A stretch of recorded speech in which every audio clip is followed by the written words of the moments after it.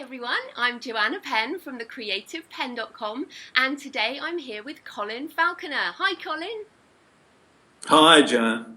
It's lovely to have you on the show. So just as an introduction, Colin is the international best-selling author of over 40 books, translated into 23 languages, described as similar to Ken Follett, books with romance and high adventure, drawn from many periods of history. So very exciting, and I've read a couple of different of your books, Colin, and I'm so excited to talk to you. I'm having a fan moment. That's sweet, it's That's sweet. nice, thank you. Yeah. No, we'll get on with it. We'll get over that. Okay. Okay, so could you just, give us a little bit more about you and I guess your writing background? You didn't suddenly manifest 40 books out of the air. No, look, I started off, I've been writing really most of my working life now. I started off in advertising as a copywriter. When I first started writing, I was slaving away at a typewriter one day at a manuscript that didn't get published, as everyone will, I think, relate. And a mate of mine came around, he said, I'm starting an advertising agency and I need a copywriter. And I said, well, John, I said, I feel a bit bad about, I have no experience. I feel bad about taking your money off you. And he looked at me like, he said, I can't pay you. I just need a copywriter. He said, you can write there while you're in the office, and if we get any work, we'll see what happens. And that's really how I started off. I started off writing scripts while I was slaving away at my manuscripts in his office. And I think that's how I started. In over about 18 months, I started to collect quite a bit of freelance work and advertising work on the side. But it's not what I wanted to do. I ended up going to Sydney. I started working. It was one of those things I'd go to. In those days, you could go to TV companies and they'd say, "Can you write scripts?" And you go, "Well, yes, I can. Never written one before." And they'd give me a script and I'd go away and write it. And they said, "Yeah, that's okay. We'll give you some more." I mean, I'd just sit there and a lot of the time was just this poker face, like, I can't believe this is happening. And then I was doing a lot of feature magazine work, and one of my magazine articles was turned into a book, a non-fiction book. That helped me get an agent, and then with an agent I was slaving away for 5 years with my first novel. And when the novel was published, I pretty much managed to stay in print pretty much ever since, with a really big hiccup about 6 or 7 years ago when... we could go into that if you want, but that's when I didn't write for about 5 years. So really, I guess it was a bit of fake it till you make it at the beginning. But I wanted to ask you, has writing a novel got easier over 40 books? Because I just wonder about that, because I'm struggling with like number 5. Look, yes, it has, but I would only say that I finally thought, yeah, I think I know what I'm doing here, about 3 years ago.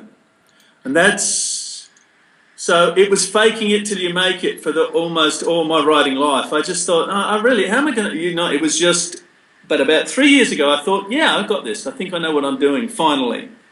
That's a long time to be feeling that uncertain and that insecure.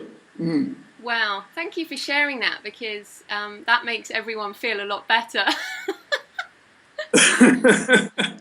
So it's funny, I come on writers groups and there's a lot of writers, who's just starting out, and they all have that same thing, and I go, yeah, well, what's new? Yeah, everybody feels that way. It's a very insecure process. I think it's because you learn so much. You can only learn so much from books and classes. And then you have to go and do it. And everybody, I think, finally comes to their own way. And for me, anyway, it took an awful long while before I actually finally felt that I was actually good at what I was doing. Mm. And I'd been earning a living from it for about 25 years at that stage. That's awesome. So just to get into a bit more detail, so for example, then one of your more recent books, Isabella, Brave Heart of France, which is your latest one. So what was your writing process for that, and how did you turn dry factual things into a story? Well, it's I'd just really written a little piece about her on my blog. I thought her story would have been interesting for a couple of the history blogs that I was writing for. And then I looked at the story, and it's funny because people ask often where you get your ideas from, but ideas are everywhere. I don't think ideas are that hard for anyone, really. But which ideas to discard, and when you've got an idea, how to execute it. That's the hard thing. And this one, I saw a story in it. I saw, I did see a beginning, a middle, and an end. It wasn't the story of all of Isabella's life. It was just that particular period. It interested me, of course, because I'm a Pom. I was from England originally, and no one ever mentioned Isabella to me at school. They mentioned William the Conqueror invading England. They didn't mention Isabella or William of Orange, who both invaded England. And so that really captivated. I thought, I've got to find out more about this. But then I saw the story in there. I didn't want to just, fictionalise history. I wanted a story, and I saw something very interesting there. I mean, I thought it had contemporary relevance. I had a good friend who's a counsellor and was complaining about how many men coming to see her who are actually, I think the word in America is on the downline. They're married, but they're gay. And this was Isabella's predicament. She was married to this guy, didn't even want to be, or was maybe she liked him at first, but it was their arranged marriage. But he was gay, and so she's in this really very contemporary predicament in the 13th century. And I just thought this was wonderful conflict. And so then I looked more into the story and came up with a rounded novel out of it. That's fantastic, because I guess one question people have around historical fiction is how much of it is true, has to be true, and how much of it is kind of made up. It's really I find it's that question coming up in almost all reviews, all go your writers' festivals, all panels. It comes up all the time. It intrigues me a bit. Like, I don't actually mess with history. I speculate on history. I really look at, well, this is what happened, so why did it happen? And it frustrates me a little because I'll be honest, I'm not really that much interested in history. I'm not an historian. I'm interested in stories and in people. But when I come to research a book, whether it would be a modern-day crime thriller or an historical, I want my facts. I want my facts straight. I recently had a review on one of my other books, Cleopatra, and the writer took me to task for not knowing my history. Now, I would let London to a brick that person didn't read 67 novels about Cleopatra and ancient Egypt, as I did to do that. History is not cast in stone, it depends on your point of view. I mean, one of the problems I had, for example, in doing Cleopatra is the historians wouldn't agree with each other, so I had to choose one. Who thought what happened, like at a battle of Actium and stuff like this. And this question intrigues me. I suppose if you mess with history, you should make acknowledgements at the back, but I think it's perfectly okay to speculate about history as long as you're not bending any facts. And that's why it's sometimes difficult. I mean, for example, Isabella featured in Braveheart, the movie, where she had an affair with Mel Gibson. Now, in real life, she was 9 years old at the time. Now, movies can get away with that. Plus, he was wearing a kilt. Now, I know Mel Gibson looked good in a kilt, but they didn't have kilts at that period. So, obviously, they were playing to the crowd, or one half of the crowd. But movies get away with this and become huge box office success. But a novelist steps out of line once and everybody's going, oh, no, that book's no good. I won't read it because it's not historically correct. I just think, get out of here. It just irritates me. I do my absolute, I research really hard to get all my facts straight, but I won't say that I will agree with everyone because history is not cast in stone, and that's my sort of. But I think myself, I know a lot of. I read Bernard Cornwell was saying the same thing about this. He said, look, we're writing stories. We're not writing history. Yeah. No, absolutely. And you talk there about point of view, and of course you've got the Jerusalem series, which I love. Mm. I've been to Israel a lot. My husband's Jewish. All my books have Israel in, and all kinds of religious stuff. And I wondered how you walk the line there with religion. I mean, there's history is one thing, religion is a whole nother thing. That I also struggle with this kind of walking the line between point of view, basically. How do you manage that? Well, in Jerusalem, it's interesting. Again, I got reviews from people complaining I was pro-Arab and others complaining I was pro-Jewish. Yeah. What I tried to do was give both points of view, because that was the really interesting thing for me, because it seems like whenever there's anything in the news, we're trained on the news to believe there is only one point of view. This is why I believe the reporting on Syria has been so sparse, because no one can decide who's the good guy and the bad guy, because actually there isn't one. And with the story like Jerusalem, I was telling it from the point of view of the Arabs who'd been in Palestine all their life, from the Jews who'd come from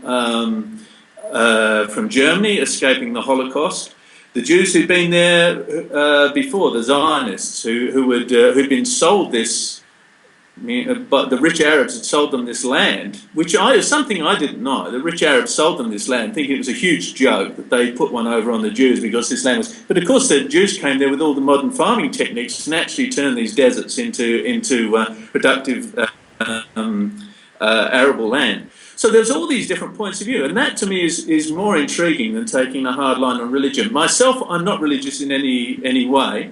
I've written in my last two books, Silk Road and Stigmata. I can come down quite hard on the medieval church.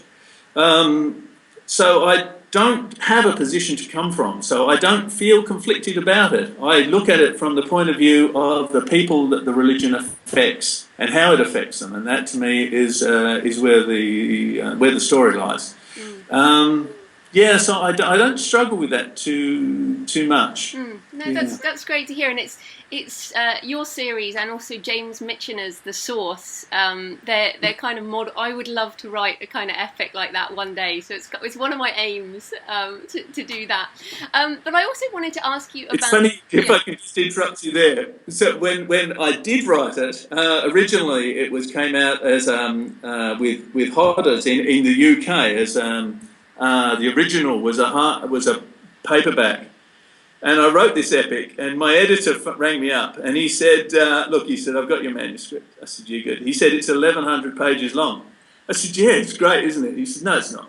He said, "This is way too long for us. You got to take 200 pages out."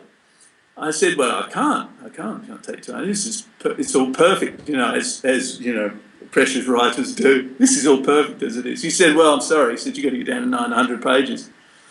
Got it down to 901. I left the extra page in just to stir him up a bit. It was a great lesson in editing. But so sagas are good, but you have to know, I think, how much saga your publisher is willing to take. Oh well, we'll come back to self-publishing in a minute. But I also wanted to ask you about romance, because I think men writing romance is fantastic. But there's people like oh God, what's his name? When they say it's a love story, it's not romance.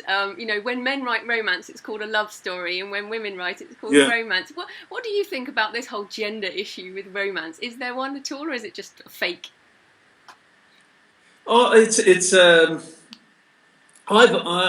I never realised, I think, for a long time that I always had love stories in there. I was picked up on it, and my niece actually, who reads a lot of my stuff, says, "How come there's always love stories?"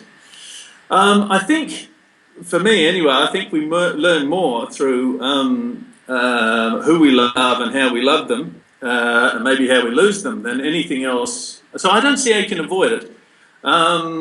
In stories, I mean, for me, it's not. I'm a guy. I don't think I write Nicholas Sparks or Mills and Boon or anything like that. But there is always a love story in there. I'm told that I write strong females. I've had a lot of strong I've known a lot of strong women in my life, so they're never just decoration. I mean, they're always there, and they've got characters and they've got their own goals and agendas. So I've never thought about it that much. I've never thought, oh, I'm writing romance, until the ebook revolution came around, and my publishers all said, oh, this is a good thing because this is marketable. But I never thought about it before then. It was just, well, this is part of the story. Yeah. And suddenly it became, man writing a bit of romance became a plus. No, that's fantastic. And then I also wanted to ask you about travel, because I came to your books originally through The Year We Seize the Day, which is a non-fiction book on the Camino de Santiago. And you've travelled a lot in your life. You've done a lot of travelling. So I wonder, and for me, part of why I do this is to travel, to do research. That's kind of the thing. So how has your travels kind of wound themselves into your writing? Well, it's interesting you say that. I mean, sometimes I would try and think of a book because I wanted to go somewhere. Yeah, I do that. Silk Road was one of those books. I thought, oh, I really want to go along the Silk Road. And it came out of that. And as it turned out, I mean, that's how it came about. There are places that I would go and or want to go, and I would think, oh, I wonder if I can get a book around that, so then I'll have an excuse to go there and be able to write it off. I do love travelling, and it's the best for me. It's the best part of the research. That's to experience a place, to smell it. Jerusalem was interesting because the first time because I'd done most of the book when I landed in Jerusalem, and all the research. And I remember getting off the bus with these two other travellers, and they go, "Where should we go?" And I go, "Well, I know this place. We go down here. We turn first on the left, second on the right. There's the hotel we're looking at." But after being there, I never realised how hilly it was. And so these are the things that I think you need to go to places for. I just love the travelling part of books. And Year We Seize the Day was something Ellie and I wrote because we wanted to do the Camino and thought there'd be a book in it. We never imagined in a million years the kind of book that it would be. That was shocked us both. But that's why we did it. Yeah, well, it's one of my goals, and I have the Camino as part of one of my novels, but I want to go walk it as well. So I read all the books at that point, and yours was one of them. And I definitely urge people to go and read it to get a very different view of your writing life, I guess. But we're not going to go into it here. I then wanted to ask about, to sort of switch into the publishing side. You got into publishing in the 80s, and of course the industry is so different now, and you're now with Cool Gus, which is Bob Mayer's imprint, and Bob is like a hero to the indies out there. So I wondered if you could talk a bit about how the industry has changed and what you're seeing for what writers should be doing these days. Well, look, I've remained what they call a hybrid author. I still have print contracts, and really in the hope that the publishers will catch up. Not necessarily in the expectation of it. I do get a bit depressed looking at how slow the publishing industry has been to embrace the changes. I've had nothing but a great time with working with Bob and Jen at Cool Gus. I mean, this has been an absolute revelation. And books that have failed miserably as print books have succeeded spectacularly as ebooks. And you have to ask yourself, you go, well, why was this? Why could they not? Silk Road, for example, was knocked back by all the big six in New York, said it won't work. Well, it has worked. It's worked as an ebook very, very well, and it's got highly reviewed. And you think, well, something's going wrong somewhere. Something's wrong in the process. So I don't want to be here knocking the print industry because I'm still a part of it, but I I don't know if publishers really realise how much anger there is among authors towards them, how much anger and frustration. I've been treated really shabbily by one publisher who's just... I really wouldn't know where to start in describing what they've done to me. I mean, it's just ridiculous. I mean, to the point that they had to change my name for the third book in the contract because the first two had stuffed up so spectacularly. Two books that have done really well in the interim as ebooks. And, you know, as authors, you tend to blame yourself. But then when you look at what's happening, what you can do yourself on ebooks, you go, no, it wasn't my fault. It wasn't my fault. They really did stuff it up. I don't think that I think the old idea of finishing a book, having it published 18 months later, sometimes published very badly, having no control over marketing, having no control over the covers. These are outdated ways of doing things. BookScan I think is scandalous because BookScan dictates how many books a bookstore is going to get. If you put one book into it, the BookScan will tell the bookseller how many they're sold, so they'll say, well, this next one will only take so many, regardless of how good that book is or how good or bad that book is. And then the brick and mortar bookstores look around and can't understand why they're going out of business. Well, it's not because of the ebook revolution; it's because of outdated business practices. That's my thought. I love. I mean, it has been a completely new revolution for me. I mean, I came through the print industry with things were done a certain way, but I love the ebook industry. I love it. It's taken down the barriers between me and readers. It's given writers who perhaps would not have seen the light of day a chance to shine. I've embraced it wholeheartedly. I love it. So you really see the change with self-publishing and ebooks and things as a very positive change? Well, I do. I think I know it's revitalised my reading habits, and I mean I'm not just a writer; I'm a reader, of course. I mean I look at these things both ways. As a reader, I just love it. I just love it. I mean, I can get books. I'm sick to death of buying $25 books that are crap. You know, if I buy a $5 book that's rubbish, well, okay. But also could find a really good $5 book. Well, then I'll go out and I'll buy probably the print book next time. But I'm sick of that, and I'm sick as a reader of not being able to get books, of going into bookstores and looking around and seeing the same old stuff pushed to the front. I'd rather find my books another way. Plus, I'm into instant gratification, Joan. So I can press a button, I can get what I want right there and then. So It suits me as a reader. Now, I'm talking as a reader right now, and I think the other great thing about the ebook revolution is it's given readers a greater voice. Sometimes when you look at some Amazon reviews, you think, well, maybe that's not a good thing. There's some crazy reviews out there, but generally speaking, I mean, I can get people write to me now. They can write to me on my blog. They can communicate with me after they've finished a book, got a link. I can communicate directly with my readers, find out what they like, what they don't like. And I do read the Amazon reviews because I get an idea of what people are looking for, what they're not looking for. It's a much more symbiotic relationship. I love it. No, that's brilliant. And I'm interested because you've talked a bit, you mentioned history blogs earlier in the process, and you talked there about your own blog. What do you think works in terms of marketing, or do you think you're at a place where you have such a big backlist that you don't really need to do any marketing? It's a good question. I don't know the answer to that yet.